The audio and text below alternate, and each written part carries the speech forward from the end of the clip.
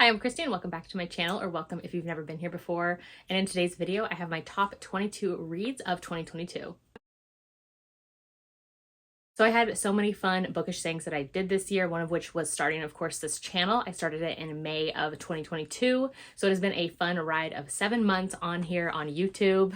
I'm so thankful to everybody who has subscribed to my channel or watched my videos or likes or comments or does any of those things and interacts with me. It is so much fun to talk and gush about books. Just know that every one of your comments on my videos, when I see them, I'm always so happy to get the notification that somebody is there to gush or talk about books or recommend me a book. Like I just always have such a fun time talking and replying back to everybody because I'm just so thankful that you're wanting to talk to me about books. So being on booktube has just been such a fun experience. I've had such a fun time. This year I also went to my first book signing, which was such a fun time. I went to Love in Vegas, met up with a couple friends, which was so fun. Like most of them I had talked to for years, and so it was so fun to finally meet them in person and hang out, gush about books, meet authors together, like take all the pictures, have some fun like Vegas experiences. Like it was just such a fun time. And it just makes me so excited for more book signings in 2023. I have quite a few booked and ready to go, meeting up with friends again, meeting friends for the first time, seen some friends that I've already seen. Like it's gonna be so much fun. So when I'm filming this, we're in the last few days of December. We have a couple days left before 2022 is over. And so as of right now, my reading for the year, I think it's about like 620 books. So coming up with this top 22 was definitely a hard time. I read so many great books this year. I finished some authors' backlists, discovered new, to me, authors that have become favorites, read some debut authors that blew me away. So this will just be my top 22 of 2022. I wanted to have that little top 22 of 2022 thing going on. But if you do follow me on Instagram, I always do share like honorable mentions on there as well. So most of these books you've already seen me talk about a ton and gush about them, so you're not going to be surprised to see them on my favorites of the year list. But I will give like a brief little rundown of them. Otherwise though, if you do want to see my full thoughts and reviews on any of the books that I'm about to talk about, I do review every book that I read, and you can get to my Goodreads in the description of all of my videos. So we're just going to jump into it. The first two are definitely my top 2 reads of the year. Everything after that is going to be in no particular order, but these two, top 2 faves. So coming in at the #1 spot is Before I Let Go by Kennedy Ryan. This book, I actually read an arc of it back in August of 2022. And since then I was like, this is the favorite book of the year. Like right here, nothing usurped it. Like this one stayed my #1 read of the year. Kennedy Ryan is just such an amazing author. For the past few years that I've done like my top or favorite reads of the year, she has been included on there. I think Kennedy just writes at like a whole other level than other romance writers. She includes like just such epic and emotional and like hard-hitting stories, and I just love the way she crafts with her words. Basically, in this book, it is a second chance romance between a divorced couple. The couple are both in their 40s. They co-own a restaurant together. They co-parent their 2 children together. And they're kind of a couple years out of divorce and trying to move on with their lives, but they still keep coming back to one another. So this book is really their discovery of dealing with the grief and the things that they lost in the past and what kind of tore them apart or led them to split up. And also just kind of healing together and discovering that maybe they don't want to let one another go for good. I love the way that her friends are a part of the story. I love how their children play a part in their story as well. Like just such a beautiful book. Definitely my top read of the year, and go read it if you haven't. With Kennedy Ryan books though, I will say there are usually content warnings for her books. She does deal with some like harder, heavier hitting storylines. So definitely check out like on Goodreads. I know for sure that I include the content warnings in my review, but I know that other people share them as well. So definitely do that before you go into her books, because you will love them in the end, but they definitely hurt you along the way. So coming in at the #2 spot is Heartless by Elsie Silver. I know that this book and Elsie Silver in general just like blew up this year, and I love that everybody has loved her books. So this book does have an age gap, and in this one, the hero is a grumpy, selfless, single dad, rancher hero, and then the heroine is the nanny who comes into their life to take care of his son for the summer. So she ends up moving in with him for a couple of months in the summer to take care of his son. I loved her connection with his son. I loved her connection with the hero. There is some great caretaking in here, and her finally showing him that he doesn't have to be selfless all the time. Like someone can take care of him as well. Their banter is just like top notch though, and the chemistry and the steam, just everything in this book is so great. I was about like 20% into the book and I was like, okay, this is like a favorite of the year. It's definitely going on my list. This is one of those books that it seemed like everybody loved. It's definitely worth the hype, but definitely check it out if you haven't. I'm so excited for what Elsie Silver brings to us in 2023. So the rest of these books are not going to be in any particular order, just those top 2. I knew those were my top 2 faves of the year. So next up is Sweet Lullaby by Lorraine Heath. I love this book so much. I've talked about it nonstop. Jake in here is one of my favorite heroes of all time. This book was published in 1994 and it is a Western historical romance. In this book, Jake, the hero, is a ranch hand. He ends up working for the heroine's father. One day, his boss, the heroine's father, calls Jake into the office and is like, hey, like, what do you think of my daughter, Rebecca? Like, she's actually pregnant and I need you to marry her. So Jake is just one of those selfless heroes that I love to see. He has a very tragic childhood and past that we see flashbacks of throughout the story. It's very heartbreaking. Like, he just like stole my heart. It does have some of that classic drama and messiness and angst that Lorraine Heath is known for. Jake just wants to do whatever he can to take care of the heroine and her unborn child. He is just like the ultimate protector, and he's like, I want to be there for you as your friend, and like hopefully over the years maybe you'll like grow to love me as well. So he's just a great hero. He's definitely selfless, doesn't think he's worthy of anything. Like I mentioned, he has a terrible backstory as well that we learn about. He like builds furniture for the heroine's nursery and just like all of these sweet things. Like, such a great guy, and I love this book. Next up is Where Dreams Begin by Lisa Kleypas. This is actually a standalone from her. So this is the cover, and this is the step back. Lisa Kleypas is, of course, the queen of self-made men, and in this book, the hero is one of those self-made men. So he made a fortune and has now gone as far as he can in society, but he definitely wants to get in with the society crowd, so he decides that he needs to find a way to get in with them. So he ends up meeting the heroine, who is a lady, and she is widowed. She's a single mom. And so he ends up striking up a deal with her. So he offers the heroine a job to come and live with him and his family. His sister and his mom live with him as well. Live with them for a year and kind of teach them the ways of society and kind of get him in with the ton. And the heroine is down for this deal as well because she had been living with her in-laws and is just kind of wanting a better life and future for her and her 4-year-old daughter. So she ends up striking a bargain with him, even asks for a raise, which he's like, yeah, sure, I'll pay you that. Like, no problem, just move in. And then after the year, she's like, I want you to help with this money and like help me invest it for my daughter's future. It was just a great romance. I love how the hero is the one who falls first. He wants her from like day one. The way he is so sweet and caring with her daughter, like, ugh, just love this book so much. If you haven't read it, definitely do so. Like I mentioned, it is a standalone from Lisa Kleypas, and it is such a gem of a book. Next is The Bride Goes Rogue by Joanna Shoop. This is the 3rd book in her 5th Avenue Rebels series. So in this book, the heroine and the hero's fathers actually worked together in the past. They were business partners,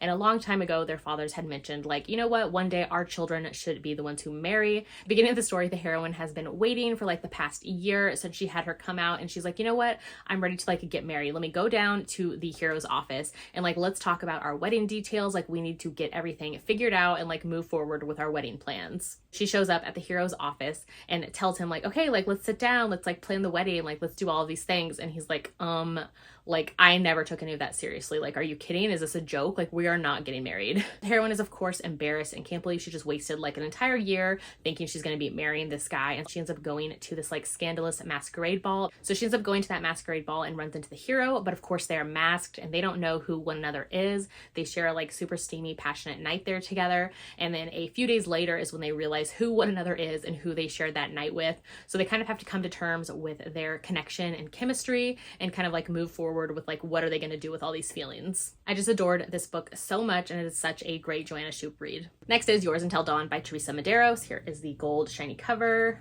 and then the beautiful step back as well. I always have such a great time with Teresa Medros reads. This one was actually the group pick for the recent round of the historical romance readathon. And so when they picked this book, I knew I wanted to read it because I love Teresa Medros's books. And I knew that this one was like a fan favorite of hers. And this book was like everything and more. I wouldn't go in knowing too much about this book. Just let it take you on the ride that it is. But basically it is a Beauty and the Beast retelling with a blind hero who got injured during the war and who's now back at his estate. And then the heroine is the nurse who comes to take care of him. Like, this book is just the epitome of a historical romance. Like, I love it so much. The romance in here, the swoony moments. I love the connection between the hero and the heroine. There are some funny moments in here as well, like meddling servants, just all of these things. If you love Beauty and the Beast retellings, definitely check this book out.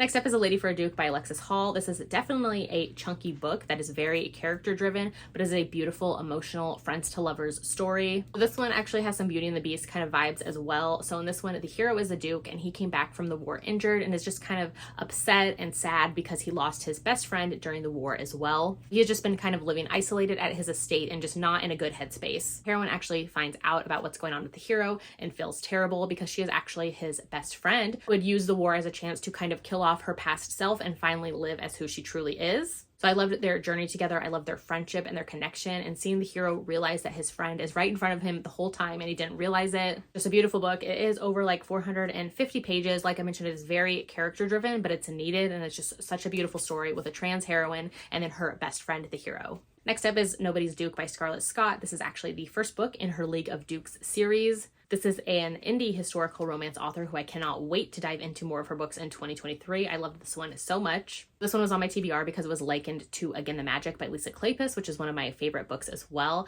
And so I couldn't wait to dive into this one. So it definitely does have those vibes, but it has its own story as well, which I loved to see. So into this one, the hero and the heroine, they had a relationship before in the past, like 8 years ago. But then we jump to a present day where the heroine is a newly widowed single mom. Her husband was actually killed in like a political assassination, and her son's lives are in danger. So the hero actually ends up coming into her life because he acts as her bodyguard. And so they are back in one another's lives. There are some secrets that unfold in this story. Like we get the flashbacks of their past. It is such a great book. Like I can't wait to read more from Scarlett Scott. And then my last historical romance on my favorites list is When a Girl Loves an Earl by Elisa Braden. This is book 5 in her Rescued from Ruin series. Elisa Braden is another indie historical romance author. Love this series so much. This is definitely one of my favorites in it though. So in this one, the heroine is actually the one who sets her sights on the hero first and wants to win him. And he's like, ugh, like I can't stand this girl, like keep her away from me. He's definitely that grumpy, like Scottish hero. He just knows she's entirely too beautiful for him. He is not looking to get married and definitely doesn't want to be tempted by her as well. But they end up getting thrown into one another's past. There is a little bit of a scandal that comes about as well. And so I just love this story, love their romance so much. Next up is Give Me More by Sarah Kate. This is the 3rd book in her Salacious Players Club series. I love the entire series this year, but this book is definitely one of my favorites. So this book is actually an MMF romance between a married couple and their best friend. So this entire series centers around these co-owners who own this Salacious Players Club, which is a BDSM style kink club. On this one, the married couple is actually celebrating their wedding anniversary and also going on a road trip to go scout out other local sex clubs and find out what they're doing at their locations. They bring along their best friend as well, who is actually like a contractor and works on their clubs. So while they're touring the club, the husband actually ends up seeing his wife and his best friend taking part in this like rope play demonstration. And he's like, ooh, like I am actually kind of into this. When they get back to the place that they're staying, he ends up like telling them like, hey, would you guys ever be down for this? Because like I'd be willing to watch. It takes off from there. I loved seeing the road trip with all 3 of them and the connection that they all have. The 3 play an equal part in this relationship, and I love to see it.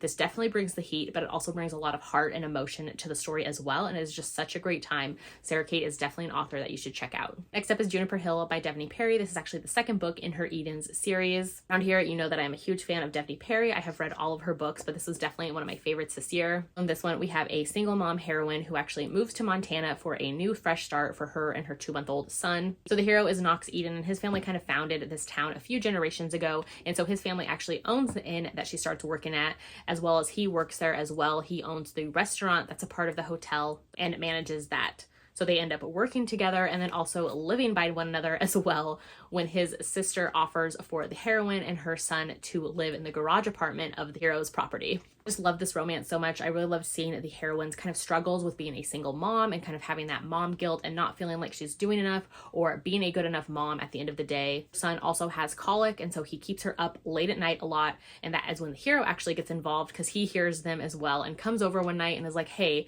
like let me hold him, let him have a new voice to listen to, new arms to be held in, like maybe I can help us all get some sleep around here. So I just loved seeing this grumpy hero kind of melt for the heroine and her son. The way he connects with her son is so sweet and special. This is just such a great book. If you love small town, single parent romances, definitely read this one. Next is Always Practice Safe Hex by Juliet Cross. This is the 4th book in her Stay a Spell series. This whole series centers around these 6 witch sisters who live in New Orleans, so it is a contemporary kind of lighter paranormal series. In this, the heroine is of course a witch, and then the hero is actually a Grimm, which we learn a ton more about Grimms in the supernatural world. So in this, the hero and the heroine are enemies or kind of rivals at the beginning of the story. They're both in this PR contest trying to win. They both end up becoming finalists and have to work together on this like charity project together. So the hero is the one who falls first and is into the heroine before she realizes that she's into him as well. I loved seeing their connection and chemistry and her kind of realizing like, hey, I might be into him as well. And like, he's down for it. Like, let's give in. There are some darker emotional elements in the story as well.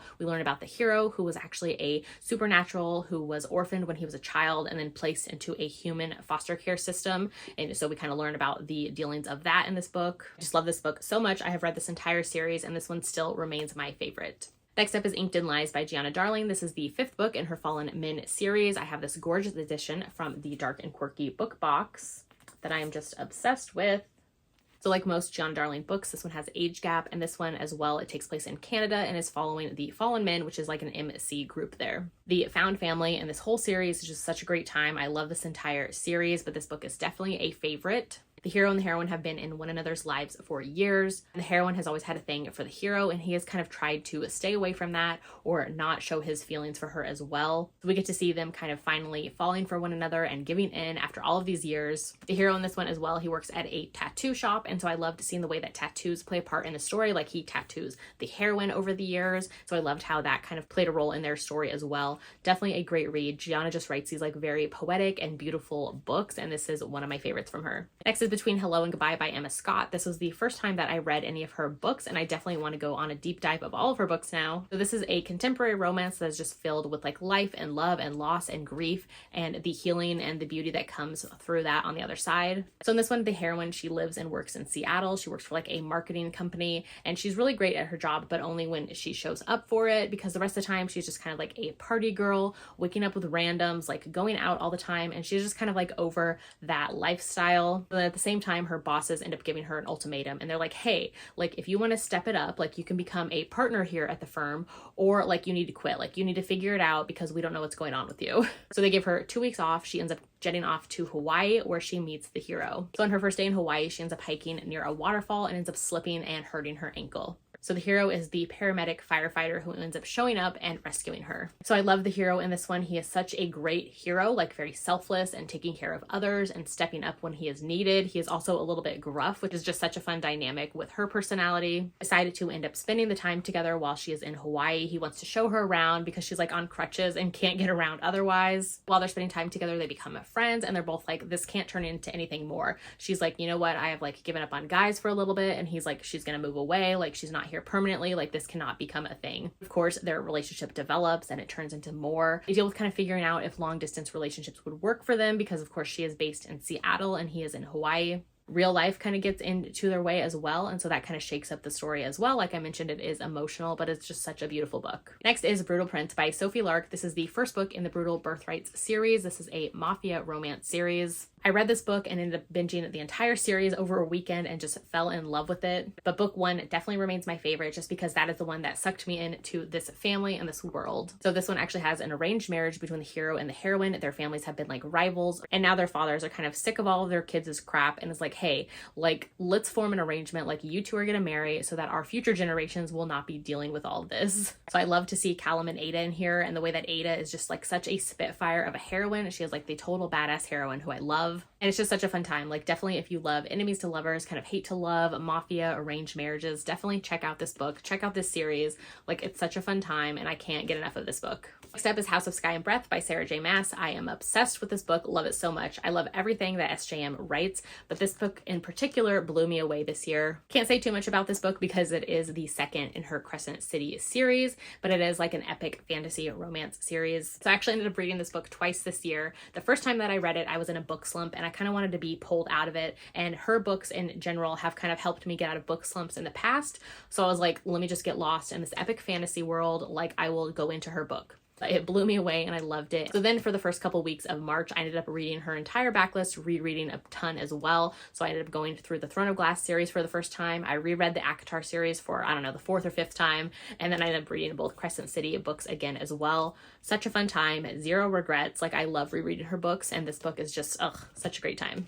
Next up is June 1st by Jennifer Hartman. I love this book. This was her release in the summer of this year. And this one is a contemporary romance with kind of a very emotional storyline. So in this one, it is a little bit forbidden because the hero and the heroine are raised living in the same house, but they are not blood related. So the hero was actually taken in by the heroine's family when she was just a baby and just born. And he is like, I think 6 years older than her. He is best friends with her brother. So the heroine's parents end up taking in the hero. And so he is kind of raised alongside her, but of course moves out of the house once she is like preteen age, so they're not really around one another when they're older. They've always had a really special connection, and then of course when they are both adult and she is older, they kind of realize there is more to that. So in this book, I think we span like 25 years by the time we get to the epilogue of their history together. Just such a great book, definitely emotional. This book had me crying multiple times. Like, I loved it so much. Next up is 'Tis the Season for Revenge by Morgan Elizabeth. Yes, a Christmas book is one of my favorite books of the year. Like, zero regrets. I read this back in November before it kind of started getting a ton of hype. I had only seen like 1 or 2 people read it before I jumped into it, so I really didn't have super high expectations, but I was just blown away and fell in love with this book from the very beginning. So this book is basically kind of loosely Legally Blonde inspired. The heroine at the beginning of the story is in an awful relationship with this lawyer boyfriend, and he has just treated her as less than and has made her like change the way that she is, like changes her hair color, changes the way she dresses and talks and acts, like just all of the things to please him. And so one night on the way to one of his work parties, he ends up dumping her and she can't believe it. She's heartbroken. So she ends up spending time with her best friends. They get drunk. She gets on a dating app and she ends up actually matching with her ex-boyfriend's boss. So this has age gap. The hero is actually her ex's boss at the law firm, and he is one of the founding partners there. Like, he just can't believe his luck because he matched with like the perfect girl. Her plan in the beginning is to date, bang the boss, and get him to invite her to the work Christmas party that her ex-boyfriend would never invite her to. Of course, along the way, real feelings start getting involved. Like, from the very first time that they meet, she realizes like, oof, maybe I shouldn't be doing this. I love this one. I love their connection. I loved seeing the heroine's healing in here. I loved how the way that the hero worships her, like he just treats her like a queen, and I love to see it. So yeah, definitely a favorite for me. I had such a great time with this read, and I can't wait to check out more from Morgan Elizabeth in 2023. So next up are 2 books from B.K. Borison. So I have In the Weeds and then Mixed Signals. This is book 2 and then book 3 in her Love Light series. Both of these books I just love so much, and I couldn't choose between which one was going to be on my favorite reads of the year, so they are both here. So first up is In the Weeds. This one has a second chance sort of romance situation going on. The hero and the heroine, they had a moment together, like a one-night stand, and then a few months later they meet again at the farm that he works at. And she shows up as the social media influencer for like this PR contest that the farm owners are trying to take part in. So they end up going their separate ways. Again, the heroine leaves, and then when she has gone, she's kind of realizing that in her life she's not happy, like with her social media like influencing job. She just kind of has no spark in it anymore, and she's just kind of feeling lost and unsettled, and like she doesn't know what she wants to do with her life going forward. So she ends up taking a break from social media and going back to the last place that she was happy, which is the farm where the hero works. So when she gets there, all of the rooms are booked up at the inn, and she actually ends up running into the hero, and he's like, well, you can stay with me at my house. So it becomes their romance from there. At first they're kind of like tiptoeing around one another because neither are sure about how the other one feels, but I loved seeing their kind of friendship grow and them eventually giving in. I love the hero in this one. Like, he is just so swoony and romantic. He is one of those selfless heroes that I love. Like, he takes care of his sisters and his family. His father actually got injured when the hero was a teenager, and so the hero stepped up and took his father's job over at the farm. He has kittens and cats that he takes care of. He takes in this baby duck. Like, he is just like the swooniest of heroes. So I love these two together. I love how he leaves her notes and brings her flowers, and they talk about the constellations. Love this book so much. And then next is Mixed Signals, which is the 3rd book in the Love Light series, which is actually a sunshine pairing, which I don't think I read very often, but this one just blew me away. I don't usually love cinnamon roll heroes, but the hero in this one is so, so good. On this one, the heroine is one of the co-owners of the farm, and she actually owns the bakery on the farm as well. So the hero is one of her like regulars, and he has been kind of crushing on her for a while, but she doesn't realize it. So one night, the heroine actually just got like left behind on her date at this restaurant, and she needs a ride home, and the hero is actually there with his family celebrating a birthday, and so he's like, okay, like I can drive you back to the farm. So on the way back, they end up both talking about their terrible like dating experiences. He talks about how he's always getting dumped like after the 3rd or 4th date, and the ladies are just telling him like he's just a nice guy, like they don't want to get into a serious relationship with him. And so he kind of jokes with the heroine, but like not really jokingly because he's super into her, but he's like, hey, like we should maybe date as an experiment, of course, and like find out what we're doing wrong and like how to do dating right. So it takes off from there. It is such a fun time. I love the hero in this one. Like, he is willing to do whatever it takes to please the heroine, and it was just such a fun time to see. The way that B.K. Borison writes heroes just really works for me. Like, both of these 2 books, love them so much, and I can't wait to read the next book in the series, which comes out in 2023. The next up is Restore Me by J.L. Seegers. I do have a copy of this one on the way to me, but of course it is delayed because of like holiday shipping and all of that, so we get to look at the lovely picture right here instead, which is totally fine. So this book I absolutely loved. I knew a couple of friends who had read it and were raving about it, and so I decided to jump in as well. This one, if you really love Kennedy Ryan's writing, then you're definitely going to love this author and her books. In this one, this is actually a romance between a widowed heroine and then her late husband's best friend who hates her. Of course, there is more to the story than that, but basically the hero and the heroine, they end up working together on a hotel project. She is an interior decorator and he is like a contractor or does the construction for the hotel. They've never really got along, and then the hero has always kind of pushed her away and she doesn't understand why he hates her. So then one night they're out at a club and he ends up saving her, and when he saves her, he had to like touch her and grab her and like pull her out of a situation. And she's kind of realizing that she really misses and wants that kind of physical touch, because since her husband's passing like 4 years ago, she hasn't really got into any relationship with anybody else since. And so she's realizing she definitely needs and wants that like physical touch, and so she might be ready to move on and start dating. So when the hero finds out about this, he's like, well, hold up, like I volunteer myself, like you can use this body for whatever you need. So this book was just so good. I love the chemistry and connection that the hero and the heroine have in this one. Kind of seeing all of their past unfold as well. Like I mentioned, there's of course more to the story, but I don't want to give anything away, so you have to read it. It is just such a good time, definitely a swoony hero. And then last up is Haven by Claire Kent. I had a copy of this book that came in actually water damaged, so I'm getting a replacement, but until then, here is this gorgeous photo. But this is a post-apocalyptic romance series that I fell in love with this year and I'm like totally obsessed with. This and all of the books in the series and the standalone as well, like they're all my favorites and I love them so much, but I decided to showcase the first book in the series. For this one is actually a novella, but it is the first book in the series, so we are introduced to this post-apocalyptic world. So basically in this series, Earth was hit by an asteroid that took out the entire continent of Europe, definitely messed up the environment, messed up the economy, like it set the whole world in kind of this turmoil, and it just kind of wrecked the whole world, like messed up everything.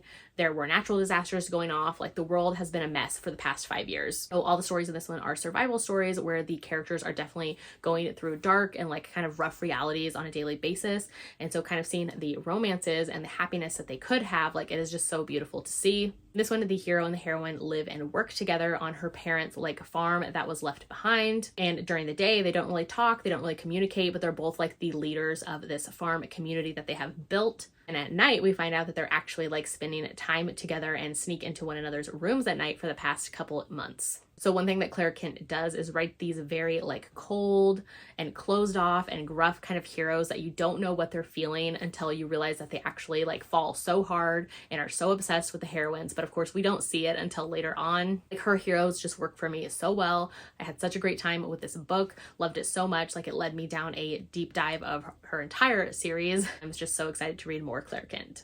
So those are my top 22 reads of 2022. Let me know in the comments if you've read any of these books that I just talked about, or maybe what some of your favorite reads of the year have been. I would love to know. I'm so excited for what 2023 brings. Can't wait to check out new authors, read some of the backlists of some of these authors I just gushed about, just do like all the fun bookish things. So if you haven't done so yet, make sure to like and subscribe so you don't miss out on any of my future videos, and I'll see you in my next one.